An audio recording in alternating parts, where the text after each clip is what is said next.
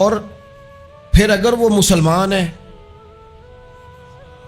پھر اگر وہ حضور کا غلام ہے، تو پھر تو فرمایا کنتم خیر امت اخرجت للناس، انسان ساری مخلوق میں افضل ہیں، اور میرے محبوب کا کلمہ پڑھنے والے سارے انسانوں میں سب سے افضل ہیں۔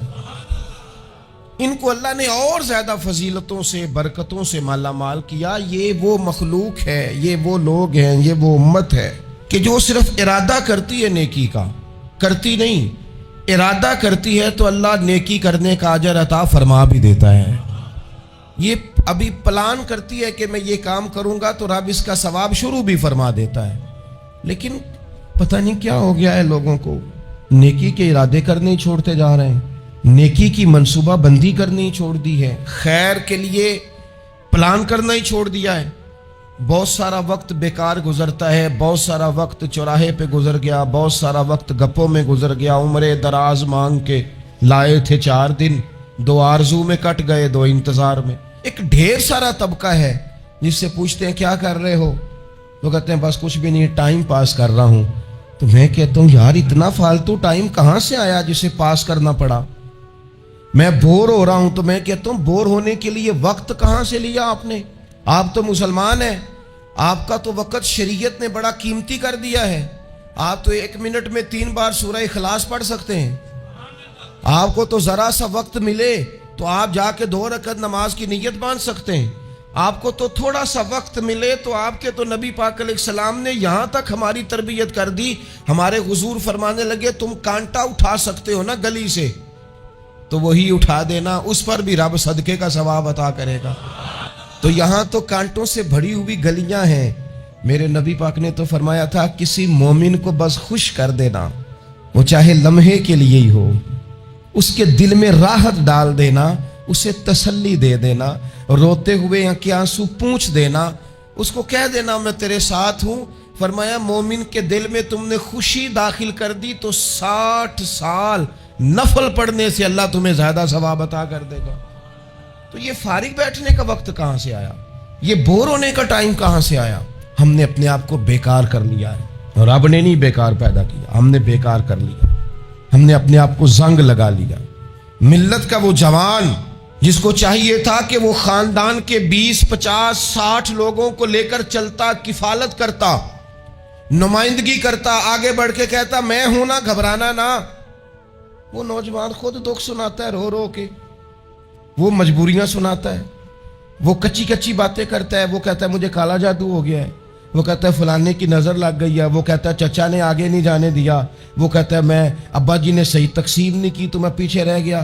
اتنی کمزور بات کرے گا، اور وہ مسلمان اپنی صلاحیت کو پہچانے۔ حضرت سعدی شیرازی کے پاس ایک شخص نے بیٹھ کے اپنے دوستوں کی غلطیاں گنوانی شروع کر دی، ان میں یہ بھی غلطی ہے، یہ بھی غلطی ہے، یہ بھی غلطی ہے، یہ بھی غلطی ہے، یہ بھی غلطی ہے۔ تو حضرت سعدی ہنس پڑے، فرمانے لگے اور یاد رکھ تیرے سجن بڑے ہی برے ہیں، اور پانی بڑا بھی گندا ہو نا تو آگ بجھانے کے کام پھر بھی آ جایا کرتا ہے۔ کوئی تو خوبی ان میں تلاش کر لینا، پانی بڑا بھی گدلا ہو تو آگ تو بجھاتا ہے کہ نہیں بجھاتا؟ ہمارا یہ مزاج بن گیا ہے کہ ہم اپنی صلاحیتوں سے کام ہی نہیں لیتے، ہمیں پتہ ہی نہیں ہم کیا کر سکتے ہیں۔ میرے رسول پاک صلی اللہ علیہ وسلم کا کمال یہ ہے کہ حضور نہ انسان کی صلاحیتیں اجاگر کر دیتے، محبوب اجاگر کر دیتے، حضور اندر جذبہ پیدا کر دیتے۔ اس طرح کا وہ اقبال کہتے ہیں کہ تمہارا وقت کا امام وہ نہیں ہوتا جو تمہیں کہے حالات بڑے خراب ہیں، اس قوم کا کچھ بھی نہیں ہو سکتا، اس ملک کا کچھ بھی نہیں ہو سکتا، فلانا ادارہ بھی خراب ہو گیا، فلانا بندہ بھی کرپٹ ہو گیا، فلانا بھی دنیا دار ہو گیا، پیر بھی خراب ہو گئے، مولوی بھی خراب ہو گئے، سیاستدان بھی خراب ہو گئے، اور بیوروکریٹس بھی خراب ہو گئے، اور تاجر بھی خراب ہو گئے، اور فلانی برادری یہ ظلم کرتی، فلانا قبیلہ یہ ظلم کرتا ہے، فلانے شہر کے لوگ، اسی چکر میں صرف مایوسیاں پھیلانی ہیں، کبھی خیر کی بات ہی نہیں کرنی۔ لیکن اقبال کہتے ہیں کہ ہے وہ تیرے زمانے کا امام برحق جو تجھے حاضر و موجود سے بیزار کرے، اور موت کی شکل میں دکھلا کے تجھے جلوہ یار زندگی تیرے لیے اور بھی دشوار کرے۔ وہ تیرے اندر رمق پیدا کرے. آج جو حاجی غار ثور پہ جاتے ہیں تو یہ لوگ پانی کی بوتل ان کی بغل میں ہوتی ہے, رستے میں 3-4 جگہ بنی ہوئی ہیں, پانی پئیں, چائے پئیں, جوس پئیں, بندوبست ہے. آپ کے کھانے پینے کے لیے آپ چیزیں خرید سکتے ہیں. اوپر جائیں تو وہاں بھی سارا کچھ بیٹھنے کا بہترین اہتمام ہے. جب حضرت صدیق اکبر گئے تھے تو دن کو نہیں گئے تھے, رات کو گئے تھے. اور جناب اسماء بنت ابی بکر جب رات کو کھانا لے کے جاتی تھی تو وہاں تو دن کو آج بھی 1400 سال کے بعد بھی آبادی کوئی نہیں. اس وقت کیا منظر ہوگا. اور اب رستہ بن گیا تھا, اب تو رستہ بھی نہیں تھا. تو حضرت اسماء کہتی ہیں میں اکیلی روٹی پکاتی تھی, پھر اسے باندھتی تھی, پھر میں یہ نہیں کہ 2-4 میرے ساتھ ساتھی چلو تو پھر غار ثور پہ چلتے ہیں, لوگ تو یوں جاتے ہیں نا. فرماتی میں دیکھتی تھی ادھر ادھر کہ کوئی ہے تو نہیں, دیکھ تو نہیں رہا. جب کوئی نہیں ہوتا تھا تو رات کو جاتی تھی اور غار پہ کھانا دے کے آتی تھی. اور حضرت صدیق اکبر نے حضور کو کندھوں پہ بٹھا کے کہا تھا حضور پتھر نکیلے ہیں, ان کی نوک تیز ہے, کہیں مقدس قدموں کو تکلیف نہ دیں, اگر مہربانی کریں تو میرے کندھوں پہ نہیں بیٹھ جاتے. حضور حضرت صدیق اکبر کے کندھوں پہ بیٹھ گئے. درویش کہنے لگے پباں پار قدم نہیں جے لاؤندا تے سور پہاڑ تے چڑھیا جاندا, او پیا جاندا جے یار نبی دا, اے اصلی دلدار نبی دا. او پیا جاندا جے یار نبی دا, اے اصلی دلدار. اپنے اندر جذبہ پیدا کرے. ہم کچھ کر سکتے ہیں. غریب ساری زندگی دکھ ہی سنائے گا کہ میں غریب ہوں. اس نے محنت کب کرنی ہے, جد و جہد کب کرنی ہے, اس نے آگے کب پڑھنا ہے, وہ کب تک یہ کام کرے گا. اپنی زندگی کے اندر شعور پیدا کریں اور اپنی صلاحیت سے کوئی نفع لیں. آپ کیا کر سکتے ہیں زندگی میں؟ میں نے کہا کچھ نہیں کر سکتے, گلی سے روڑا تو اٹھا سکتے ہیں کہ نہیں. کچھ انقلاب اپنے مزاج میں پیدا کریں, کچھ تبدیلی پیدا کریں. اس کے لیے سب سے زیادہ ضروری یہ ہے کہ ہم اپنے اندر اخلاقی تبدیلی لانے میں کامیاب ہو جائیں. کائنات میں ایک قوم وہ سمجھتی ہے جن کا اخلاق سنور جاتا ہے, اور جو لوگ اپنے اندر اخلاقی تبدیلی نہیں نہ لاتے. آپ دیکھیں نبی پاک علیہ السلام کا انقلاب کس طرح کا ہے. عرب کے لوگ سمجھتے تھے کہ معاف کرنا بزدلی ہے, صبر کرنا بزدلی ہے. وہ کہتے تھے یہ کیا بات ہوئی, ہمارا دشمن کیا سمجھے گا کہ بزدل ہے, انہوں نے معاف کر دیا ہے. وہ کہتے تھے معاف کر دیں تو کمزور پڑ جائیں گے, سامنے والا کہے گا کہ ان کے پلے کچھ نہیں, معاف کر دیا. اور ہمارے زمانے میں آج معاف کمزور آدمی کرتا ہے, طاقتور آدمی معاف نہیں کرتا. وہ جس کے پاس طاقت نہیں ہوتی وہ کہتا ہے ٹھیک ہے میں نے اللہ پہ چھوڑ دیا, حالانکہ اس نے بھی اچھا کیا, پر کمال تو یہ ہے کہ تیرے پاس ساری طاقت ہو پھر بھی تو فیصلہ اللہ پہ چھوڑے. اور حضرت موسیٰ کلیم اللہ علیہ السلام نے عرض کیا تھا مالک تیرے بندوں میں تیری نظر میں معزز کون ہے؟ تو رب کریم نے فرمایا میرے کلیم جس کے پاس بدلہ لینے کی طاقت ہو پھر بھی معاف کر دے وہ رب کی نظر میں بڑی عزت والا ہے.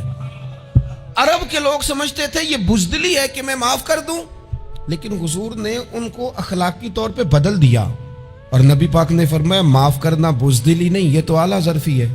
تو پھر کس طرح بھلا معافی ان کو ہوئی؟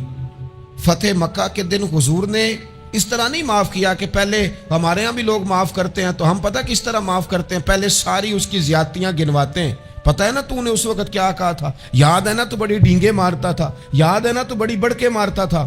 عرب کے لوگ سارے سامنے کھڑے ہیں, پتہ کون کون ہے؟ اکرمہ بن ابو جہل آخری دن تک لڑے, ابو سفیان آخری دن تک لڑے, سارے لوگ سامنے کھڑے, کچھ بھاگ گئے ہیں جان بچا رہے ہیں. حضور نے کیا فرمایا؟ فرمایا پتہ تمہارے ساتھ آج سلوک کیا کرنا ہے؟ یا رسول اللہ بتائیے. نبی پاک نے فرمایا وہی کرنا ہے جو جناب یوسف نے بھائیوں کے ساتھ کیا تھا. بات ہی کوئی نہیں کرنی, پچھلا قصہ چھیڑنا ہی نہیں, نہ کانٹے بچھانے کی بات کرنی ہے, نہ روڑے مارنے کی کرنی ہے, نہ بدر میں آنے کی کرنی ہے, نہ احد میں پتھر مار کے دانت شہید کرنے کی بات کرنی ہے, نہ خندق کی بات کرنی ہے, نہ خیبر کی کوئی بات. جاؤ نہ معاف کیا, بات ہی کوئی نہیں کرنی, معافی دے دی. ابو سفیان کہنے لگے حضور مجھے بھی معافی ہے. سونیا تیرے کرم پہ قربان جاؤں. میرے کریم فرمانے لگے تو قبیلے کا سردار ہے, مکے شریف کے لوگ تجھے بڑا سمجھتے ہیں, دیکھ حضور معاف بھی کرتے ہیں اور عزت بھی دیتے ہیں. فرمایا جا میں نے تجھے معاف کیا, اور جو تیری حویلی میں آ کے پناہ لے لے گا میں اسے بھی معاف کر دوں گا, اسے بھی معافی مل جائے گی جو تیرے گھر آ جائے گا. اب تبدیلی آ گئی. وہ جو اندر کفر تھا وہ ٹوٹ گیا، انقلاب آ گیا۔ یہی ابو سفیان جو کل تک مخالفت میں لڑتے تھے، پھر یہ حضور کے ساتھ جنگوں میں جاتے، اور اس طرح جاتے کہ حضور گھوڑے پہ بیٹھے اور جناب ابو سفیان نے گھوڑے کی لگام تھامی ہے، ہر میدان میں گئے، ہر جگہ خدمت کی۔ اکرمہ بن ابو جہل کا پتر ہے، کوئی کسر نہیں چھوڑی اس نے، حد کر دی، ہر جگہ لڑا، ہر مقام پہ۔ لیکن فتح مکہ کے موقع پر یہ بھاگ گیا تھا، جان بچا کے چھپ گیا۔ اس کی بیوی آئی، آگے کہنے لگی سونیا میرے چھوٹے چھوٹے بچے ہیں، مجھے پتہ چلا ہے کہ میرے شوہر کے لیے آپ نے ڈیتھ وارنٹ جاری کر دیے ہیں کہ جہاں ملے مار دیا جائے۔ صحابہ نے یہ اعلان کیا ہے، وہ سخت مجرم ہے، اس کے لیے سخت آرڈر جاری کیا گیا ہے۔ تو کریم کیا فرمانے لگے؟ حضور فرمانے لگے تو کیا چاہتی ہے؟ میں کوئی آپ کو قصہ تو نہیں نہ سنا رہا، خدا را مہربانی کریں، تھوڑا سا دل بڑا کریں، تھوڑا سا۔ وہ ساس کہتی ہے جی میں کہ میں معاف کر دیا جی، تو انہوں پتہ نہیں پیر صاحب میرے اندر زخم کتنے نے، مثلا کیا ہے، گولی مار دی ہے کسی نے کسی کو۔ بہو سے کہیں تو کہتی ہے جی میں معاف کر دوں، اس کو معاف کر دوں، آپ کو بتاؤں اس نے تکلیف کتنی دی۔ مہربانی کرو ایک دوسرے کو معاف کرو، اپنے دل میں گنجائش پیدا کرو۔ اس بندے کی بات ہو رہی ہے جو باپ سے لگا ہوا ہے مخالفت کرنے، ابے نے بھی ظلم کیے، اس نے بھی کیے۔ حضور اس کی بیوی سے کہتے ہیں کیا چاہتی ہے؟ کہنے لگی حضور معاف کر دیں اسے۔ تو نبی پاک صلی اللہ علیہ وسلم نے فرمایا ٹھیک ہے، یہاں تو معافی کا دروازہ تو سب سے زیادہ کھلا ہوا ہے، تو کہتی ہے تو چلو ٹھیک ہے معاف کیا، ہو گئی بات۔ اس نے جا کے جہاں چھپا ہوا تھا اسے کہا اکرمہ حضور نے تجھے معاف کر دیا۔ کہنے لگا کوئی کرنے والی بات کر، وہ معاف کرتے ہیں مجھے پتہ ہے، بڑا کرتے ہیں، پر جو میں نے کیا ہے وہ معافی والا نہیں۔ مجھے معافی ہو سکتی ہے، یہ کیسے ہو سکتا ہے، یہ کیسے ہو گیا، ہو ہی نہیں سکتا۔ اس کی بیوی پھر آئی، کہنے لگی حضور وہ مانتا نہیں، یہ تاریخ صرف میرے رسول کی ہے، یہ سیرت صرف میرے رسول کی ہے، کہ جس کو معاف کیا جا رہا ہے اس کی سمجھ میں بات نہیں آ رہی کہ بھلا مجھے معاف کر دیا ہے۔ حضور کہتے ہیں اچھا تو بتا وہ کیسے مانے گا؟ کہنے لگی حضور اگر کوئی نشانی دے دینا، عرب کے لوگ تلوار دے دیتے تھے، زرہ دے دیتے تھے، پگڑی دے دیتے تھے، چھڑی دے دیتے تھے، یہ دلیل ہوتی تھی کہ فلاں نے نشانی دے دی۔ اگر کوئی مل جائے نا نشانی، محبوبہ اس طرح تو کوئی نہیں کرتا جیسے آپ کرتے ہیں۔ کریم نے اپنے سر سے پگڑی اتاری اور فرمایا میری پگڑی بطور علامت کے نشانی کے لے جا، اسے کہہ دے میں نے معاف کیا۔ اب اکرمہ کو معافی ہو گئی، وہ آ رہے ہیں، یوں اخلاق بدلتے ہیں، وہ آ رہے ہیں۔ یہاں کوئی بڑا آدمی آئے نا تو پہلے اعلان ہوتا ہے فلاں بن فلاں صاحب آ رہے ہیں، اب ان کو دعوت دیتے ہیں، لیکن وہ اعلان چھوٹا کرتا ہے بڑے کے لیے۔ یہاں انوکھا باب ہے، اکرمہ کلمہ پڑھنے آ رہے ہیں، نبی پاک صحابہ سے کیا فرما رہے ہیں؟ فرمایا وہ کلمہ پڑھنے آ رہا ہے، اطاعت قبول کر کے آ رہا ہے، سر تسلیم خم کر کے آ رہا ہے، اس کے سامنے اس کے باپ کے کسی ظلم کا اظہار نہ کرنا۔ اس کے باپ نے بڑے ظلم کیے ہیں، زیادتیاں کی ہیں، ہم تذکرہ یہاں ہوتا ہے، لیکن اس کے سامنے نہ کرنا، اس کا تو ابا ہے نا، اس کا تو باپ ہے نا، کوئی بات نہ کرنا، اسے تکلیف ہوگی۔ کس کے لیے؟ صحابہ رو رہے ہیں، حضور یہ کس کے لیے تیاری کرا رہے ہو؟ وہ آ گئے، قدموں سے لگ گئے، کلمہ پڑھ لیا، کھول کے روئے، حضور میرے لیے بھی معافی ہے؟ تو کریم نے فرمایا ہاں میں رحمت والے رب کا رحمت والا رسول ہوں، ہے نا معافی۔ اکرمہ مسلمان ہو گئے، پھر تلوار کو صاف کر کے کہنے لگے سونیا پہلے یہ اسلام کی مخالفت میں لڑتی تھی، اب حمایت میں لڑے گی، مجھے بتائیں۔ ایک ایک گلی اکرمہ گئے اسلام کی حمایت میں تلوار لے کے، ایک ایک گلی۔ اور آپ پچھلے جہاد میں بھی گئے تھے، اس جہاد میں نہ جائیں تو کہنے لگے کفارہ نہیں ادا کرنا، پچھلے داغ نہیں صاف کرنے، میں جاؤں گا، گلی گلی جاؤں گا، نگر نگر جاؤں گا، جھنڈا لے کے جاؤں گا، میں بتاؤں گا کہ جب کوئی مدینے والے کے پاس آئے تو رب دل بدل دیا کرتا ہے۔ انقلاب آتے ہیں، عادتیں بدلتی ہیں، طبیعتوں میں تغیر آتا ہے، کون کہتا ہے نہیں آتا؟ میں جاؤں گا۔ ہمس میں حضرت عمر کے زمانے تک اکرمہ لڑے، سالوں میدان میں رہے اسلام کی حمایت میں، اور پھر ہمس کے میدان میں حضرت عمر کے دور میں لڑتے ہوئے شہادت کی موت اللہ نے انہیں عطا فرمائی۔ یہ آپ دیکھیں حضرت خالد بن ولید کون ہے؟ کہنے لگے حضور میں تو بڑی شدت سے اسلام کے خلاف لڑتا تھا، میری غلطیاں بھی معاف ہو جائیں گی؟ تو حضور فرمانے لگے اسلام پچھلے سارے معاف کرا دیا کرتا ہے، نئی زندگی کا آغاز ہو جاتا ہے، نئی زندگی کا آغاز ہوتا ہے۔ حضور نے فرمایا جو رمضان میں عبادت کر لے نا، ایمان کے ساتھ رمضان میں عبادت کر لے، اللہ اس کے پچھلے سارے معاف فرما دیتا ہے۔ اب وہ نئی زندگی کا آغاز آگے بڑھے۔ نبی پاک علیہ السلام نے فرمایا جو اللہ کے گھر کا حج کار آیا وہ اس طرح ہے جس طرح آج ماں کے پیٹ سے پیدا ہوا ہے۔ اب نئی زندگی کا آغاز کرے، اب وہ اپنی عادات میں تبدیلی لائے، اب وہ بدل جائے۔ میں کس درد سے یہ بات آپ سے کروں کہ 50 لاکھ مسلمان ہر سال حج کرتا ہے، اگر 25 لاکھ کا کردار بھی ٹھیک ہو جائے تو سال کا 25 لاکھ با کردار مسلمان اگر دنیا کو دیا جائے تو بتائیے امت مسلمہ کا سر کتنا اونچا ہوگا۔ لیکن ہمارا حال وہی ہے کہ آج بھی کیتی جاندے ہو تے لہو بھی پیتی جاندے ہو، کھو کے مال یتیماں دا تے بھیج مسیتی جاندے ہو، پھٹ دلاں دے سیندے نہیں تے ٹوپیاں سیتی جاندے ہو، نفس تے چھری پھیر دے نہیں دمبے کیتی جاندے ہو، فرض پلائی بیٹھے ہو، نفلاں نیتی جاندے ہو، او دسو تے سی بلے شانو ایک ہی کیتی جاندے ہو۔ بات وہی ہے کہ کعبے گئے، مدینے گئے، کربلا گئے، جیسے گئے تھے گھوم پھر کے ویسے ہی آ گئے۔ کچھ تبدیلیاں اپنے مزاج میں لائیں، اپنی عادات میں لائیں۔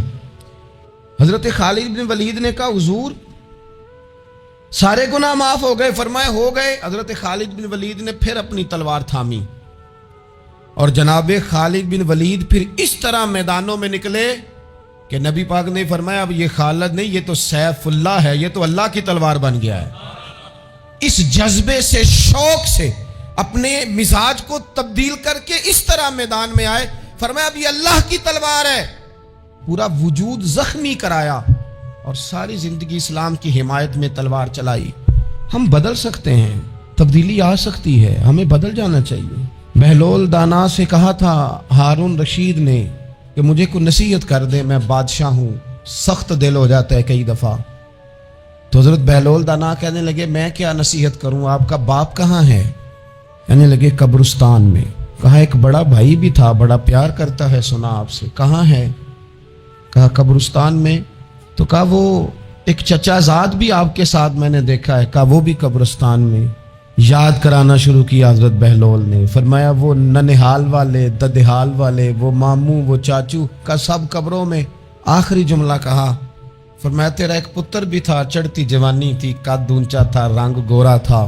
ہارون رشید رو پڑے، کہنے لگے حضور وہ بھی قبرستان میں۔ تو فرمایا جس نے اتنے جنازے پڑھے ہوں اسے میں نصیحت کروں؟ تیرا کیا خیال ہے، تو نے نہیں جانا؟ یارو ہم نے اپنے کئی کلاس فیلوں کے جنازے پڑھے ہیں، بڑا پیار تھا میرا اپنی دادی کے ساتھ، تو 97 میں وہ انتقال کر گئیں، دادا ابو چلے گئے، اماں جی چلی گئیں، ابا جی چلے گئے، نانا چلے گئے، پھپھا چلے گئے، دوست چلے گئے۔ یہاں پچھلے سال کئی سنگی تھے، اس سال نظر نہیں آتے، رخصت ہو گئے۔ او سنگیو یہ تو ساری تیاری ہے، ہم نے بدلنا کب ہے؟ اب تو ہمارا بڑھاپا آنے کو ہے، اب تو بال سفید ہونے کو۔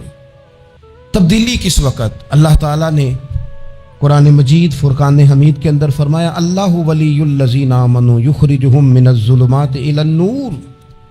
اللہ مومنوں کا ولی ہے، وہ انہیں اندھیروں سے نور کی طرف نکالتا ہے، وہ رستہ دکھاتا ہے۔ بار بار راہ کھلتی ہے ہمارے سامنے پر ہم قبول کرنے کو تیار نہیں ہوتے۔ کچھ تبدیلی اب آ جائے، کچھ زبان میں مٹھاس آ جائے، کچھ ہمارے عمل میں پختگی آ جائے۔ ہم نہ بہت سارے کام لوگوں کو دیکھ کر کرتے ہیں، اس سے تھوڑی جان چھڑائی جائے۔ کچھ اپنے اندر جو قباہتیں ہیں، کچھ اپنے ساتھ جنگ کی جائے۔ نبی پاک علیہ السلام نے فرمایا افضل جہاد اپنے نفس سے لڑائی کرنا ہے، اپنے آپ کے ساتھ کچھ جد و جہد کی جائے، کچھ اپنے خلاف بھی چلا جائے۔ ساری زندگی دوسروں سے لڑتے، دوسروں پر اپنی غلطیوں کا بوجھ ڈالتے گزر گئی، کچھ اپنے نفس پر بھی۔ حضرت بایزید بستامی سے کسی نے کہا حضور میں نے اللہ تک جانا ہے، رستہ بتا دیں۔ فرمایا 2 قدم کا رستہ ہے۔ فرمایا 1 قدم اپنے نفس کی خواہش پہ رکھ لے تو دوسرا قدم تیرا رب تک پہنچ جائے گا۔ تو اپنے آپ کو کنٹرول نہیں نہ کرتا، اپنے آپ سے تو لڑ پہلے۔ اقبال کہتے ہیں ڈھونڈتا پھرتا ہوں اے اقبال اپنے آپ کو، आप ही गोया मुसाफिर, आप ही मंजिल हूं मैं। नबी पाक ना तब्दीली करते। ये जो लोग कहते हैं ना कैसे बदलूं, तो हुजूर बदलने ही तो आए हैं। हुजूर बदलने। हजरत माजिन एक सहाबी हैं, वो कहते हैं मैं बुत की पूजा करता था। इमाम बहकी ने लिखा है, मैं बुत पूजता था। एक दिन मेरे बुत के अंदर से आवाज आ गई, तू कब तक मुझे पूजेगा, मदीने में तो हुजूर जलवा फरमा हो गए हैं। कहते हैं 2 दफा 3 दफा बुत मुझे पैगाम दे रहा है कि हुजूर की तरफ जाओ। बुत कहते हैं मैं वहां से चला, हुजूर की बारगाह में पहुंचा तो नबी पाक अलैहिस्सलाम की खिदमत में हाजिर होकर मैंने अर्ज की, या रसूल अल्लाह, कमाल हो गई, लोग बुतों को पूजते हैं और मेरा बुत कह रहा था जा जाके हुजूर का कलमा पढ़ दे। ओ सुकियां खजूरां उगा जाम दे ते पत्थरां तो कलमा पढ़ा जाम दे। फरमाया वो उन्होंने मुझे बुत ने भेजा है। हजरत माजिन कहते हैं हुजूर की बारगाह में आया, नबी पाक ने कलमा पढ़ाया तो मैंने अर्ज की, हुजूर मेरे अंदर कुछ कबाहतें भी हैं, किसी की चीज देख के मेरा जी ललचा जाता है, मैं चोरी कर लेता हूं, बदकारी का भी मिजाज है, शराब नोशी भी हो जाती है। कहते हैं हुजूर ने मेरे सीने पे हाथ रखा, मेरे लिए दुआ कर दी। आप फरमाते हैं गर्दन ऊंची थी, कभी नीची नहीं हुई थी, पर वो कलमे की क्या बरकत आई कि ऐसा सर झुका कि वो झुका ही रहा। ऐसी तब्दीली आई कि आ गई, नफरत हो गई। कहते हैं हराम माल आता है तो मेरी तबीयत पे बोझ बन जाता है।